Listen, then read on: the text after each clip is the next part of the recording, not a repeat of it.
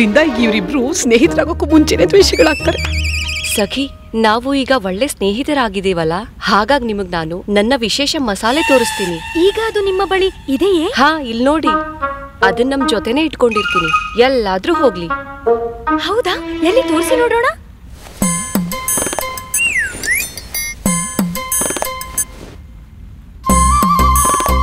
ಅಮ್ಮ, ಈಗ ಶುರುವಾಗುತ್ತೆ ನೋಡಿ.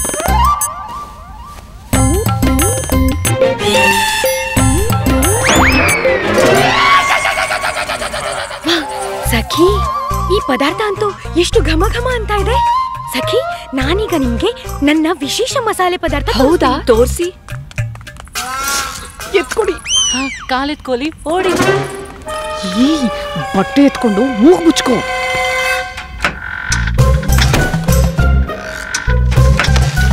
ಅಮ್ಮ, ಆ ಮಹಾರಾಣಿ ಮಸಾಲೆ ವಾಸನೆ ಆಗಿತ್ತು. ಇನ್ನು ಮಹಾರಾಣಿ ತಿರುಮಲಾಂಬ ಅವ್ರದ್ದು ಹೇಗಿರ್ಬೋದಮ್ಮ? ಅದು ಹೇಗಾದ್ರೂ ಗುಂಡಪ್ಪನಂತ ಪುರುಷನಿಗೆ ಇದು ಯಾವ್ದೋ ದೊಡ್ಡ ವಿಷಯನೇ ಅಲ್ಲ. ಇವನು ಕೊಟ್ಟಿರೋ ಯಾವುದೇ ಕೆಲ್ಸನ ಹೀಗ್ ಮುಗಿಸ್ಬಿಡ್ತಾನೆ. ಇಲ್ಲ ಇಲ್ಲ ಇಲ್ಲ, ನನಗ್ ಮೂಗೆ ಬೇಡಕ್ಕಾಗ್ತಿಲ್ಲ. ಇನ್ ಬಾಯಲ್ಲಿ ಬಿಡೋದು.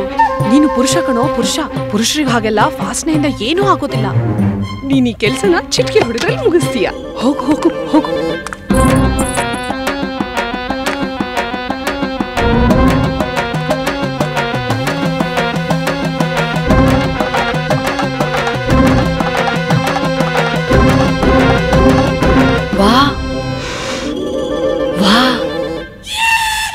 ಇದೇ ನನ್ನ ವಿಶೇಷ ಮಸಾಲೆ.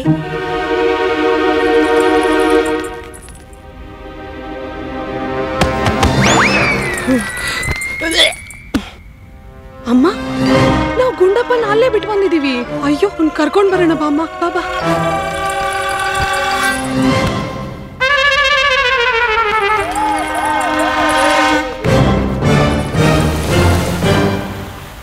ಮಹಾರಾಜರೇ. ಮಾಮ ಮಹಾಮಂತ್ರಿ, ನೀವ್ ಏನು ಹೇಳ್ಬೇಡಿ. ನಮಗೆ ತಿಳಿಬೇಕಾಗಿರೋದು ಅಂದ್ರೆ ಪಂಡಿತ ರಾಮಕೃಷ್ಣನನ್ನ ಇಷ್ಟೊಂದು ಪ್ರಶಂಸೆ ಮಾಡ್ತಾರಲ್ಲ, ಅದಕ್ಕೆ ಅವರು ಅರ್ಹರೋ ಇಲ್ವೋ ಅಂತ. ಪಂಡಿತ ರಾಮಕೃಷ್ಣರೇ, ಇದನ್ನು ನೀವು ಬಗೆಹರಿಸಲೇಬೇಕು. ಇಲ್ಲದಿದ್ದರೆ ನಮ್ಮ ದರ್ಬಾರಿನಲ್ಲಿ ನಿಮಗೆ ಯಾವ ಸ್ಥಾನವೂ ಇರುವುದಿಲ್ಲ. ಅದು ಮಹಾರಾಜರೇ, ಆದ್ರೆ ಇದು ನಮ್ಮ ಪ್ರತಿಷ್ಠೆಯ ಪ್ರಶ್ನೆ.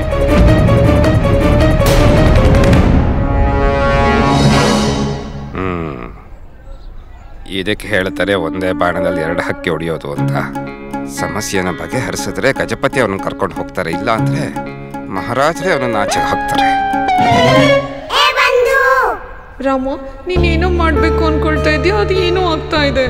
ಸಿಕ್ಕೊಂಡ್ಬಿಟ್ಟೆ ಅಲ್ಲ. ನಿಶ್ಚಿಂತೆ ಆಗಿರೋ ಬಂದು, ಈ ಸಮಸ್ಯೆನ ನನ್ನ ತಲೆ ಮೇಲೆ ಹಾಕೋಣಲ್ಲ.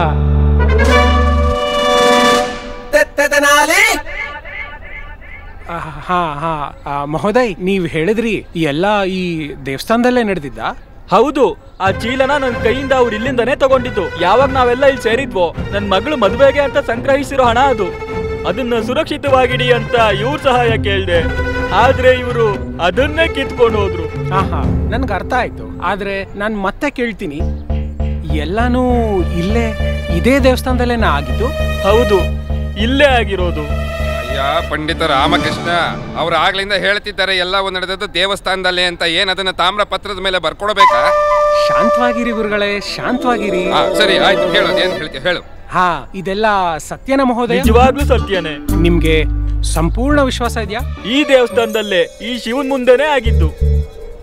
ಮಹಾರಾಜ್ರೆ, ಹಾಗಾದ್ರೆ ನಾನು ಈ ಸಮಸ್ಯೆನ ಪರಿಹರಿಸೋ ಅವಶ್ಯಕತೆನೇ ಇಲ್ಲ ಅಲ್ವಾ? ಪಂಡಿತ ರಾಮಕೃಷ್ಣರೇ, ನಿಮ್ಮ ಮಾತಿನ ಅರ್ಥವೇನು? ಮಹಾರಾಜ್ರೆ, ಸಂಪೂರ್ಣ ಸಾಕ್ಷಾತ್ ಶಿವಲಿಂಗನ ಮುಂದೆನೆ ಆಗಿರ್ಬೇಕಾದಾಗ ಸಾಕ್ಷಾತ್ ಶಿವನೇ ಸಮಸ್ಯೆನ ನಿರಾಕರಿಸಿದ್ರು.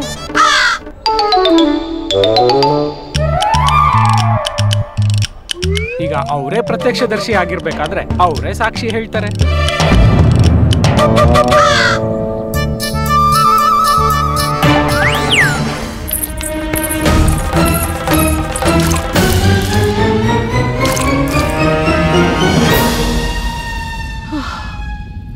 ಹೇ ಈಶ್ವರ, ತುಂಬಾ ಧನ್ಯವಾದ ಅಪ್ಪ. ಗುಂಡಪ್ಪನ ಎಚ್ಚರ ಆಗೋಗ್ ಮಾಡಿದ್ರು. ನಮ್ಮ ಸರ್ವಶ್ರೇಷ್ಠ ಪುರುಷ. ನೀವು ಪುಲುಸ ಅಂತನಾದ್ಲು ಅನ್ನಿ, ಮಹಾಪುಲುಸ ಅಂತನಾದ್ಲು ಅನ್ನಿ, ಆ ವಾಸನೆ ನನ್ ಕೈಲಿ ತಳ್ಕೊಳಕ್ ಆಗೋದಿಲ್ಲ. ಗುಂಡಪ್ಪ, ನಾವೇ ನಿಮಗೆ ಅಲ್ಲಿ ಹೋಗೋದಕ್ಕೆ ಬಿಡೋದಿಲ್ಲ. ನಾವ್ ಹೀಗ್ ಮಾಡೋಣ, ನೀನು ಮಹಾರಾಣಿ ಚಿನ್ನಮ್ಮ ದೇವಿ ಹತ್ರ ಹೋಗು. ಅಯ್ಯೋ, ಇಷ್ಟೊತ್ವರೆಗೂ ಮೂಗೋಯ್ತು, ಅಲ್ಲೋದ್ಲೆ ಕಿವಿನೂ ಹೋಗ್ಬಿಡುತ್ತೆ ನಂದು. ಅದಕ್ಕೊಂದು ಉಪಾಯ ಇದೆ, ತಗೋ, ಇದನ್ನ ಕಿವಿಲ್ ಹಾಕೋ. ಕಿವಿಗಲ್ಲ, ಬಾಯಿಗೆ. ಅವಳು ಆಡ್ತಾ ಇದ್ದಾಳೆ. ಏಯ್, ಅವ್ರಿಗಲ್ಲ, ನಿನ್ ಕಿವಿಲ್ ಹಾಕೋ. ಹೋಗು, ಎಲ್ರಿಗೂ ಗೊತ್ತಾಗ್ಲಿ ನೀನು ಪುರುಷ ಅಲ್ಲ, ಮಹಾಪುರುಷ ಅಂತ. ಮಹಾಪುರುಷ ಎಲ್ಲ ಈ ತರ ಚಿಕ್ಕ ವಿಷಯಕ್ಕೆ ಹೆದರೋದೇ ಇಲ್ಲ. ನಡಿ ನಡಿ.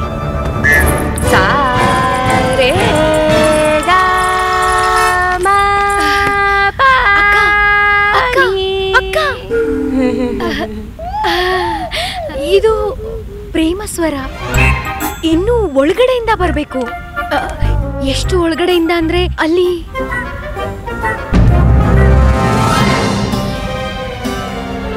ಅದ್ರಲ್ಲಿ ಏನದ್ರಲ್ಲಿ ಹೇಳಿ ಅಲ್ಲ. ಅಲ್ಲಿ ಅದ್ರಲ್ಲಿ ಅಲ್ಲಿ ಮಹಾರಾಜ ಕೃಷ್ಣದೇವರಾಯರ ನೆನಪುಗಳಿವೆಯೋ? ಅಮ್ಮ, ನಾವೇನಾದ್ರೂ ಹೇಳೋಕ್ ಮುಂಚೆನೆ ಅಲ್ಲಿ ನಮ್ ಕೆಲ್ಸ ಆಗೋ ಹಾಗಿದೆ.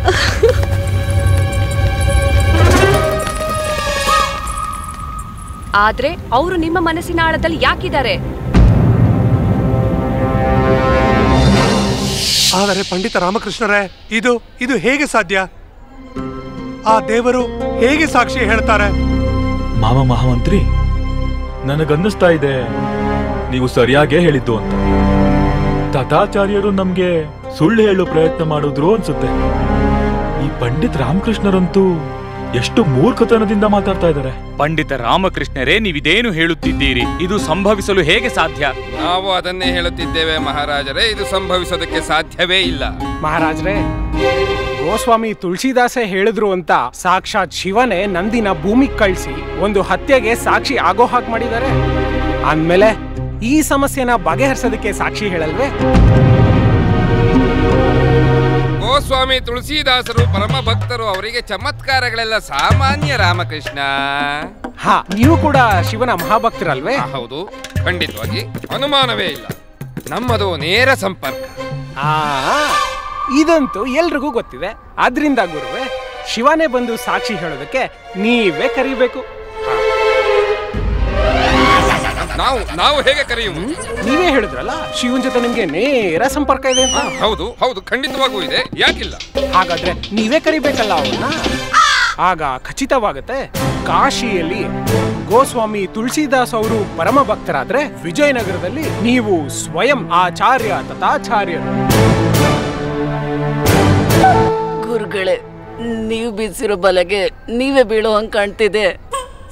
ಗುರುಜಿ, ಪಂಡಿತ್ ರಾಮಕೃಷ್ಣನ ಸಿಕ್ಕಾಕ್ಸ್ಬೇಕು ಅಂತ ಮಾಡಿರೋ ಕಾರ್ಯಕ್ರಮದಲ್ಲಿ ನೀವೇ ಸಿಕ್ಕಾಕೊಳ್ಳೋ ತರ ಕಾಣಿಸ್ತಾ ಇದ್ದೀರಾ? ಇಲ್ಲ, ನನ್ನ ಮೆಚ್ಚಿನ ಶಿಷ್ಯರೇ, ನಾನು ಸಿಕ್ಕಾಕೊಂಡಿಲ್ಲ. ಸಿಕ್ಕಿ ಬಿದ್ದದ್ದು ಪಂಡಿತ ರಾಮಕೃಷ್ಣ.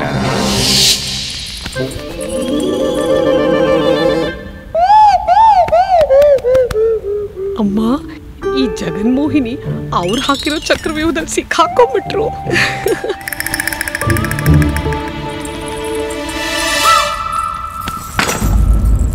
ಆದರೆ ಮಹಾರಾಜರ ನೆನಪುಗಳು ನಿಮ್ಮ ಮನಸ್ಸಿನಲ್ಲಿ ಏನ್ ಮಾಡ್ತಾ ಇದೆ?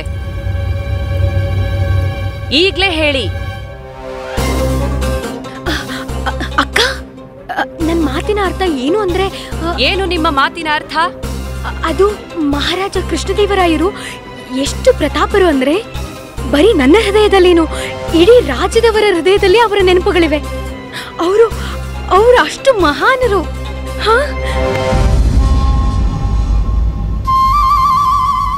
ಹಾ, ಈಗ ಸರಿ ಹೇಳಿದ್ರಿ. ಹೌದು, ಅವರು ಪ್ರತಾಪಿ, ಮಹಾನ್ ವ್ಯಕ್ತಿ ಅವರು.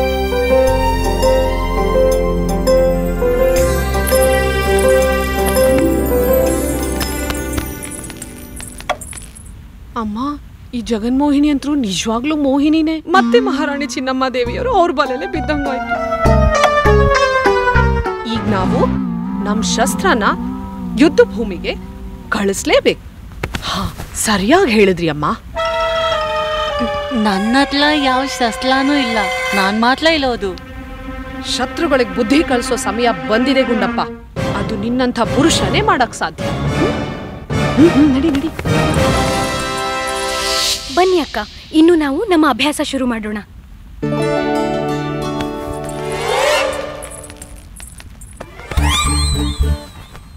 ಆದ್ರೆ ನಿಮ್ಗೆ ನೆನ್ಪಿರ್ಲಿ, ಹೃದಯದ ಆಳದಿಂದ ಶ್ರುತಿಯನ್ನ ಸೇರಿಸಿ.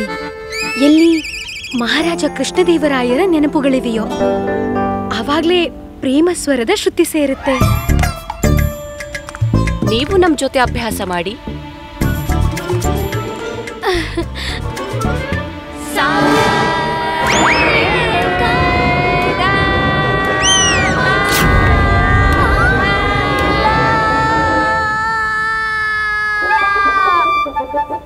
ಇವನಿಗೇನಾಯ್ತು? ಅವನು ಮೊದಲನೇ ಸಾರಿ ಸಂಗೀತದ 8ನೇ ಸ್ವರ ಕೇಳಿದಾನಲ್ವಾ, ಅದಕ್ಕೆ ಅವನ್ ಕಿವಿಲಿ ಅವನೇ ನಂಬಕ್ಕಾಗ್ತಿಲ್ಲ. ಅಷ್ಟಕ್ಕೂ ಚಿಕ್ಕ ಹುಡುಗ ಅಲ್ವಾ? ಏನು ಏನಂದ್ಲಿ ನೀವು? ಅಂದ್ರೆ ನೀನು ಚಿಕ್ಕ ಹುಡುಗ ಅಂತ ಹೇಳ್ದೆ.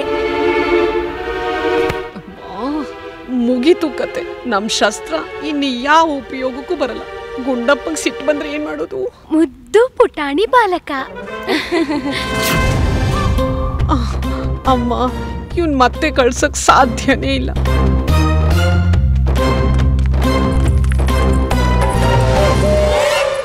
ಹಾಗಾದ್ರೆ ಗುರುಗಳೇ, ನೀವು ಶಿವನ್ನ ಕರೆಯೋದಕ್ಕೆ ತಯಾರಾಗಿದ್ದೀರಾ? ಆದರೆ ಶಿವ ಪ್ರತ್ಯಕ್ಷನಾಗದೆ ಹೋದರೆ ನಿನ್ನಲ್ಲೇ ಪಾಪ ಇದೆ ಎಂದಾಗುವುದು ರಾಮಕೃಷ್ಣ. ತಪ್ಪು ನಮ್ಮದಲ್ಲ. ಪಂಡಿತ ರಾಮಕೃಷ್ಣರೇ, ನಿಮ್ಮ ಈ ಪರಿಹಾರ ಫಲಿಸಲಿ ಎಂಬುದೇ ನನ್ನ ಆಸೆ. ಅತಿಥಿಗಳ ಎದುರು ನಮ್ಮ ಮಾನಹಾನಿಯಾಗಬಾರದು. ಇನ್ನೊಂದ್ಸರಿ ವಿಚಾರ ಮಾಡು ರಾಮ. ಈ ಸಮಯದಲ್ಲಿ ಹೀಗೆಲ್ಲ ಹೆದರ್ಸ್ಬಾರ್ದು. ಗೆಳೆಯನ್ಗೆ ಧೈರ್ಯ ತುಂಬಬೇಕು. ಚಿಂತೆ ಮಾಡಬೇಡಿ ಮಹಾರಾಜರೇ, ಹಾಗೆಲ್ಲ ಏನೂ ಆಗಲ್ಲ. ನನಗೆ ಸಂಪೂರ್ಣ ವಿಶ್ವಾಸ ಇದೆ. ಶಿವ ಬಂದು ಸಾಕ್ಷಿ ಆಗೇ ಆಗ್ತಾರೆ. ಬನ್ನಿ ಗುರುಗಳೇ. ನಿಮ್ಗೇನನ್ಸುತ್ತೆ ಮಹಾಮಂತ್ರಿಗಳೇ? ಶಿವ ಪ್ರತ್ಯಕ್ಷ ಆಗ್ತಾನೆ ಅನ್ಸುತ್ತಾ? ಈಗ ತೀರ್ಮಾನ ಆಗೋಗುತ್ತೆ ಮಹಾರಾಜರೇ. ಇನ್ನೇನು ಕೆಲವೇ ಕ್ಷಣಗಳನ್ನ ಕಾದ್ ನೋಡೋಣ. ಸತ್ಯ ಏನು ಅಂತ ಗೊತ್ತಾಗುತ್ತೆ.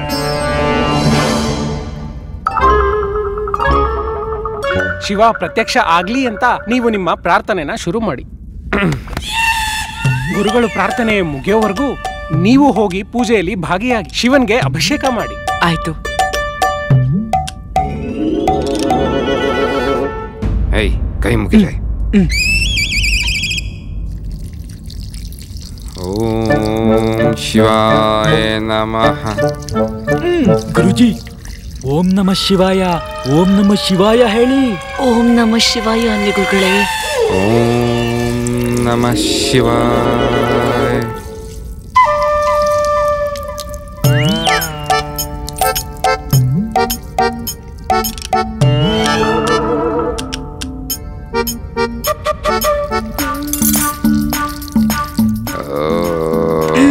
ಗುರುಗಳೇ ಎದ್ದೇಳಿ.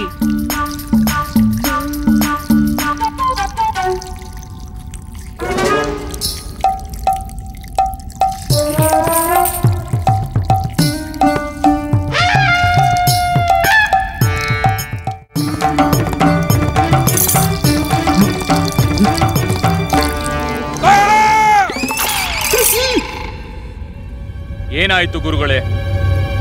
ಸಂಪರ್ಕ ಸಾಧಿಸಿದ್ದೆ ಮಹಾರಾಜ. ಶಿವನು ಕ್ರೋಧನಾಗಿದ್ದಾನೆ. ಇಂಥ ಸಣ್ಣ ಪುಟ್ಟ ಸಮಸ್ಯೆಗಳಿಗೆಲ್ಲ ನನಗೇಕೆ ತೊಂದರೆ ನೀಡುತ್ತೀರಿ ಎನ್ನುತ್ತಿದ್ದಾನೆ. ನೋಡುದ್ರಾ, ನನಗ್ ಖಾತ್ರಿ ಇತ್ತು. ಯಾವ ಸಾಕ್ಷಿನೂ ಮಹಾರಾಜ, ಶಿಕ್ಷೆಗೆ ಒಳಪಡಿಸಿ ಮಹಾರಾಜ. ಈ ಕ್ಷಣವೇ ಶಿಕ್ಷೆಗೆ ಒಳಪಡಿಸಿ ಮಹಾರಾಜ. ಅವನು ನಿಮ್ಮನ್ನು ಅವಮಾನಿಸಿದ್ದಾನೆ ಮಹಾರಾಜ. ಅಷ್ಟಲ್ಲದೆ ಶಿವನನ್ನು ಪರೀಕ್ಷಿಸಲು ಹೋಗಿ ಶಿವನನ್ನು ಕ್ರೋಧಗೊಳಿಸಿದ್ದಾನೆ. ಮಹಾರಾಜ್ರೆ, ಸಮಸ್ಯೆಗೆ ಪರಿಹಾರ ಸಿಕ್ಕಾಗಿದೆ. ಈ ಹಣದ ಚೀಲ ಈ ತೈಲ ವ್ಯಾಪಾರಿ ಇದೆ, ಇವರಿಬ್ಬರದಲ್ಲ. ಅದೇನದು? ಅದನ್ನ ಹೇಗ್ ನಂಬೋದು? ಈಗಲೇ ಹೇಳ್ತೀನಿ ಗಜಪತಿ ಮಹಾರಾಜರೇ.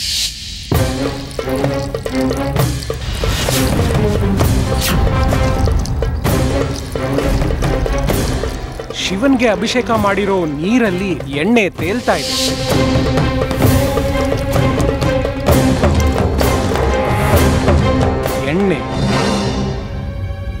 ಎಣ್ಣೆನೇ ಸಾಕ್ಷಿ. ಈ ಚೀಲ ತೈಲ ವ್ಯಾಪಾರ. ಅಯ್ಯೋ ದೇವ್ರೇ,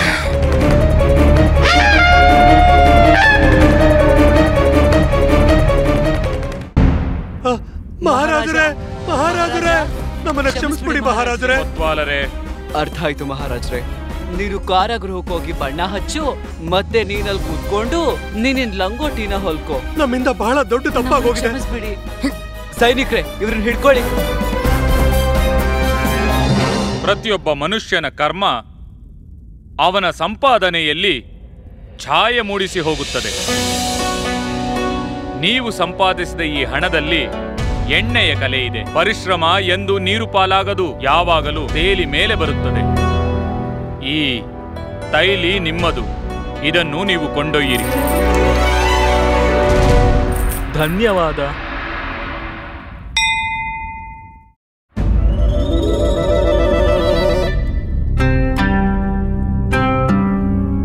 ವಾಹ್ ಪಂಡಿತ ರಾಮಕೃಷ್ಣ, ವಾಹ್! ಉತ್ತಮವಾಗಿತ್ತು, ಅತ್ಯುತ್ತಮವಾಗಿತ್ತು.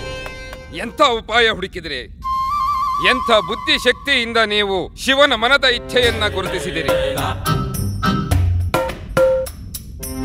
ನಮ್ಗೆ ಯಾರಿಗೂ ಗೊತ್ತೇ ಆಗಲಿಲ್ಲ ಶಿವ ಯಾವಾಗ ಬಂದ, ಯಾವಾಗ ಹೋದ. ನೀವು ನೋಡಿದ್ರ ಗಜಪತಿ ಮಹಾರಾಜ್ರೆ?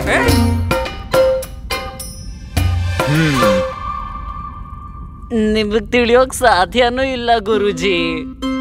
ನೀವ್ ಆರಾಮಾಗಿ ನಿದ್ದೆ ಮಾಡಿದ್ರಿ. ಮಹಾರಾಜರ, ಪಂಡಿತ ರಾಮಕೃಷ್ಣ ಮತ್ತೊಮ್ಮೆ ನಿಮ್ಮ ಮಾನವನ್ನು ಕಾಪಾಡಿದ ಮತ್ತು ಅವನು ಎಂತ ಬುದ್ಧಿವಂತನೆಂದು, ಎಂತ ಚಾಣಾಕ್ಷನೆಂದು ಸಾಬೀತುಪಡಿಸಿ ನೋಡಿದರಲ್ಲ ತಾವು ಗಜಪತಿ ಮಹಾರಾಜರೇ.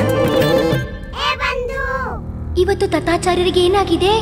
ನಿನ್ನನ್ನ ಇಷ್ಟ್ಯಾಕ್ ಪ್ರಶಂಸೆ ಮಾಡ್ತಿದ್ದಾರೆ? ಹಾಗಾದ್ರೆ ತಥಾಚಾರ್ಯ ಹೇಳ್ತಿರಿದ್ದು ನಿಜಾನೇ ಇರ್ಬೇಕು. ಕೃಷ್ಣದೇವರಾಯರು ನಿಜವಾದ ಆಸ್ತಿ, ಅವರ ರತ್ನ ಪಂಡಿತ ರಾಮಕೃಷ್ಣರೇ ಆಗಿದ್ದಾರೆ. ಗಜಪತಿಗಳೇ, ಈ ಸಮಸ್ಯೆಯ ಪರಿಹಾರವನ್ನು ನಮ್ಮ ರಾಮಕೃಷ್ಣರು ಕಂಡು ಹಿಡಿದಿದ್ದಾರೆ. ಈಗ ನೀವು ಹೇಳಿ, ಯಾವ ಉಡುಗೊರೆಯನ್ನು ನೀವು ಅಪೇಕ್ಷಿಸುತ್ತೀರಿ?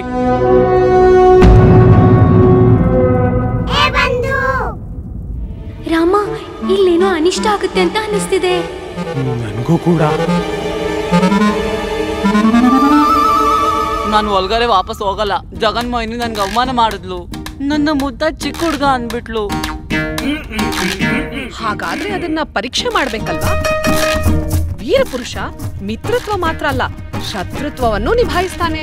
ಹೋಗು, ಮಹಾರಾಣಿ ಚಿನ್ನಾದೇವಿಗೆ ಜಗನ್ಮೋಹಿನಿ ಬಗ್ಗೆ ಎಲ್ಲಾನು ಹೇಳ್ಬಿಡು. ಎತ್ಕೋ. ಏನ? ತಕ್ಕ ಉತ್ತರ ಕೊಡ್ತೀನಿ ಅಂತ ಪ್ರತಿಜ್ಞೆ ಮಾಡು. ಹೋಗು ವೀರಪುರುಷ, ಎಲ್ಲನೂ ಹೇಳ್ಬಿಡು. ನಾವೇನ್ ಕೇಳಿದ್ರು ನೀವು ಕೊಡ್ತೀರಾ? ನಿಸ್ಸಂದೇಹವಾಗಿ. ಒಮ್ಮೆ ಕೇಳಿ ನೋಡಿ. ನಮಗೆ ಉಡುಗೊರೆಯಾಗಿ ನಿಮ್ಮಿಂದ ಪಂಡಿತ ರಾಮಕೃಷ್ಣ ಬೇಕು.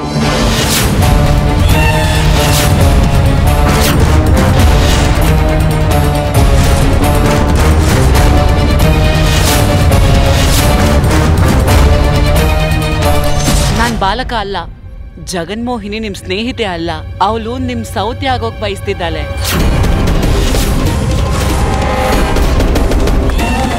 ಅದಕ್ಕೆ ಕದ್ದು ಮುಚ್ಚಿ ಮಹಾಲಾಜ್ಲನ್ನ ನೋತಾ ಇದ್ಲು. ನಿಮ್ ಜೊತೆ ಸ್ನೇಹ ಮಾಡೋದಕ್ ಬಯಸ್ತಾ ಇದ್ಲು.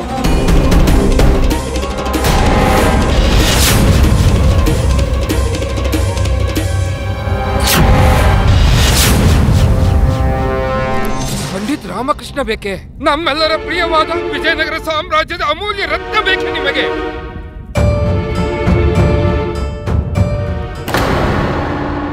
ಮಹಾರಾಜರೇ, ನಮಗೆ ಗೊತ್ತಿದೆ ಇದು ಕಠಿಣವಾದ ನಿರ್ಣಯ. ಆದರೆ ನೀವು ವಚನವನ್ನು ಕೊಟ್ಟು ಬಿಟ್ಟಿದ್ದೀರಿ ಮಹಾರಾಜ.